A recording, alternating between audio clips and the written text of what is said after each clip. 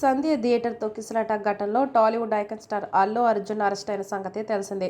ఆ తర్వాత చోటు చేసుకున్న ఇంకా కంటిన్యూ అవుతున్న పరిణామాల నేపథ్యంలో బన్నీ మేనమామ ఆంధ్రప్రదేశ్ డిప్యూటీ సీఎం పవన్ కళ్యాణ్ స్పందించారు. శనివారం కడప పర్యటనలో భాగంగా పవన్ మాట్లాడుతుండగా అల్లు అర్జున్ అరెస్టుపై మీడియా ప్రతినిధులు ప్రశ్న స్పందించారు. దీనిపై పవన్ చాలా లాజికల్, అయిష్టంగా బదులిచ్చారు.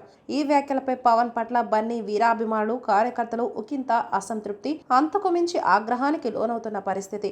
మనుషులు చనిపోతే సినిమాల గురించి ఏం మాట్లాడతాం అని మీడియాకే పవన్ కళ్యాణ్ ఎదురు ప్రశ్న సంధించారు. ఇంతకన్నా పెద్ద సమస్యల గురించి ప్రస్తావించారని ఒకంత పవన్ కళ్యాణ్ వ్యాఖ్యానించారు. దీంతో కనీసం చట్టం తన పని తాను చేసుకుంటూ పోతుంది అని కానీ, లేదంటే నో కామెంట్స్ అని చెప్పి ఉంటే సరిపోయేది. కానీ పవన్ మాత్రం మనుషులు చనిపోతే ఏం మాట్లాడతాం అనడం ఏంటి?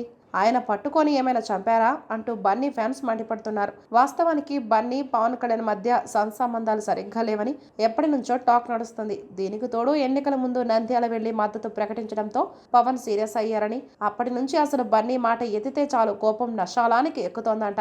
అందుకే అరెస్ట్ తర్వాత ఈయన్ను కలుస్తారని, లేదు ఆయన్నే కలుస్తాడని హడావిడి జరగ్గా చివరికి అదేమీ జరగలేదు. సో దీన్ని బట్టి చూస్తే ఇప్పుడు పవన్ ఇలా కామెంట్స్ చేయడం కూడా అందులోని భాగమే అని బన్నీ ఫ్యాన్స్, సినీ ప్రియులు, విమర్శకులు చెప్పుకుంటున్నారు.